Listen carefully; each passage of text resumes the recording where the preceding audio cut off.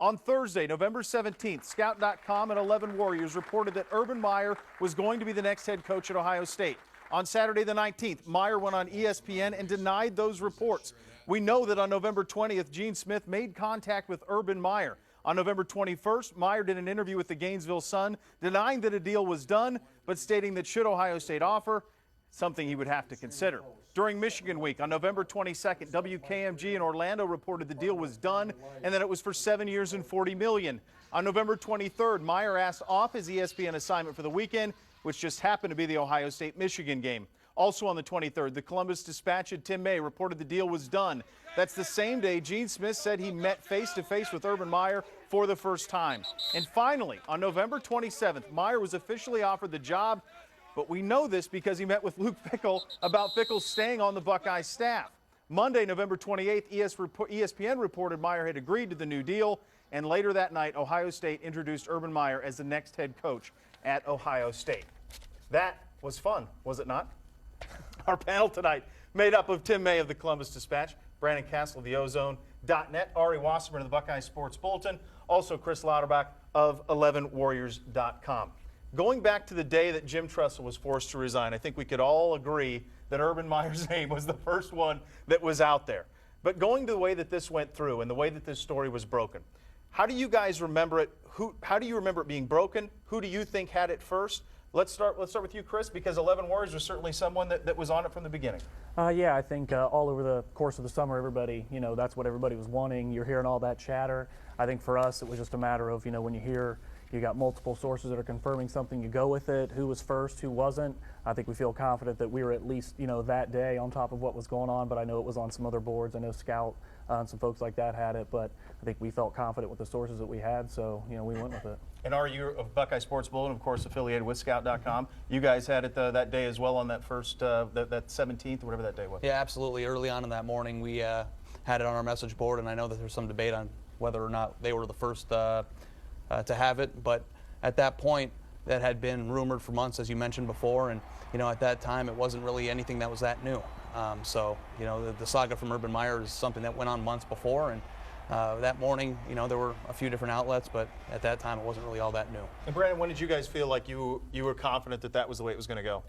Well, I think everyone knew that eventually, or felt like eventually it was going to happen, and I think that as the season wound down and got towards the end of the year, you started to feel good about any time that it would kind of come out. But we've always taken the approach that we're going to wait until we know that it's official, no matter how many sources we have. It's just kind of the way we do things. So that's just the way we felt comfortable going that way with it. And I know a lot of other people confirmed it, and we had heard good things from our sources that it was pretty close to being a done deal, but we wanted to wait until it was actually done. And Tim, you of course were on that Wednesday, and the interesting thing about when you did it is in the traditional and the mainstream media, once the Columbus Dispatch did it, it became fact. Yeah. And that was on that Wednesday.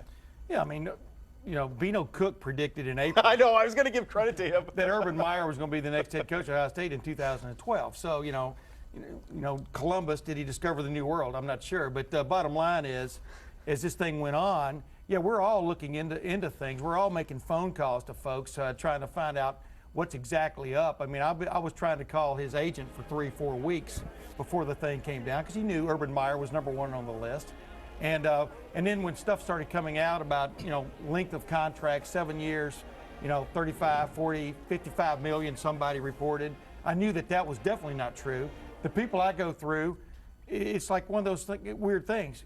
Something's happening, but until the people that you trust tell you that is exactly what's come down, you don't report it because, 11 Warriors, Scout.com, they have their own sources, but I don't know who their sources are. Yeah. Right, so absolutely. It's one of those deals, but once we knew it was definitely fact and not just people talking, that's when we went with it. The interesting thing about all of this is Gene Smith in the press conference laid it out much differently than the way that we just did, and that was that he met with Urban Meyer on a Sunday, that they talked on a Sunday, that they met on a Wednesday, and that the deal wasn't done until Sunday. And in looking back on it all, I think we can probably all agree that this thing wasn't officially done until Sunday, despite however confident we felt. With Urban, it wasn't officially done until he signed his contract. Signed on the line, which is dotted, absolutely.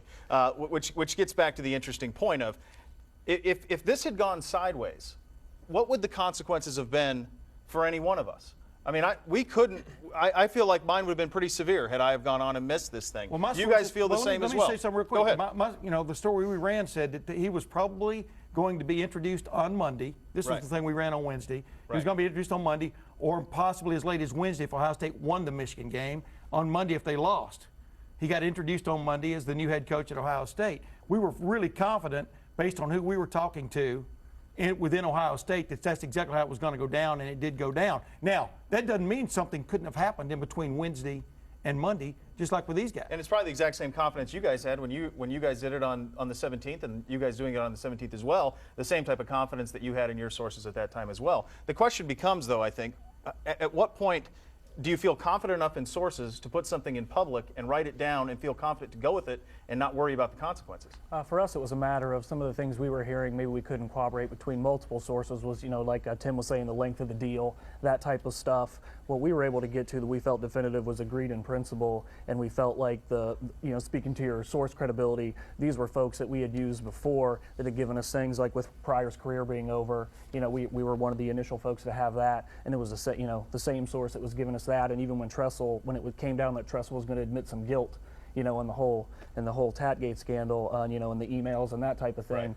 Same guy giving us that type of stuff. We felt like this was something that was ironclad enough for us to go with, understanding there are consequences. We may not be the Dispatch or something like that, but we do have thousands of readers. We do have a track record of reporting credible stuff. So if we strike out on something like hiring Urban Meyer at Ohio State, there are going to be major consequences for that, and we do measure that as we go through the process. I want to get both of your guys' opinions. You guys have the message boards too, and I know you guys both have message boards on your sites. How careful do you police those message boards? How careful do you make sure that the stuff that is put out there, and try and make sure that it is clear what is someone's opinion on a message board and what is fact on your websites? Brandon, start with you on that.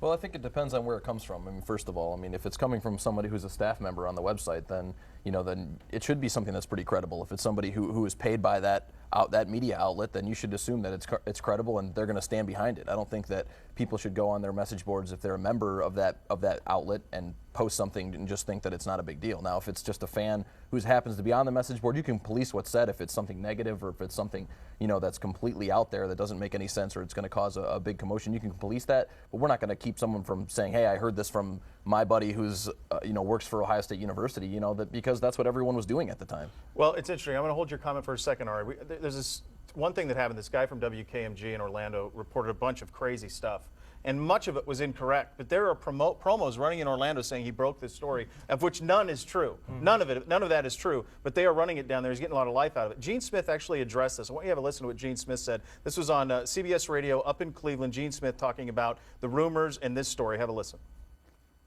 What has been interesting and actually kind of sad for me is the growth and the technology that has put you guys in such a tough spot where you feel like you have to be first. And the people who have come a part of the media that do not do any due diligence to determine the credibility of a story and ultimately just say things that get a life of their own.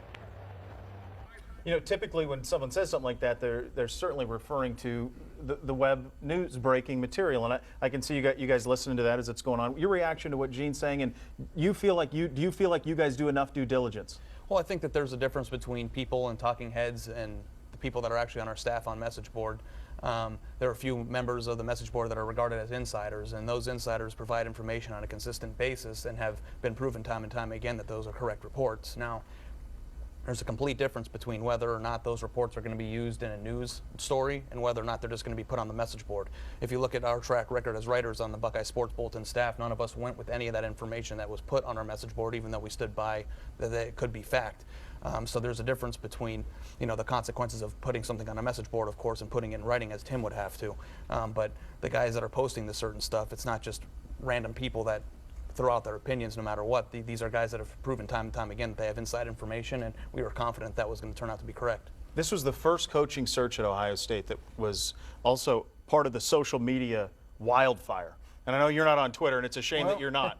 But yeah. This thing was absolutely went crazy on Twitter, specifically on Twitter. And I think all four of us. Go ahead, Tim. Yeah, but it's crazy. I mean, when Jim Tressel got hired, I'll never forget as long as I live. I mean, there were reports by credible, big-time NFL writers who had John Gruden getting offered the job, then John Gruden getting offered some ridiculous contract of 10 years or whatever, and then the next guy said not only had he been offered the job, not only was he going to get a 10-year contract, but he was flying to Columbus that moment. And I remember my sports editor calling me, and I said, it is not true. It is not happening.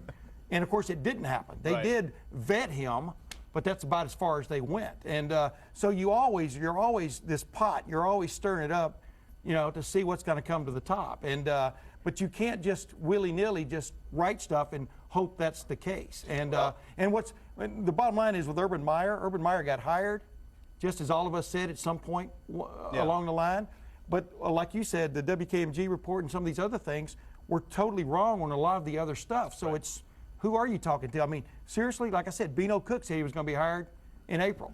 Well, and that yeah, we got to honestly, yeah, he that's did. As good as that point. One report you're talking about. Well, I don't want to give any credit to the WKMG report. The guy who did that report, I have contacts down there and friends down there, and the guy who did that report has a history of getting things incredibly wrong, not just slightly wrong, but incredibly wrong. So it's interesting how that is done. I really appreciate all you guys coming on. I think it's a topic we could probably do an hour on. Unfortunately, we don't have the time for it. I really appreciate all your time. I think everybody was pretty honest and pretty fair about the way they covered this story, and I appreciate you coming down, especially this late on a Saturday night.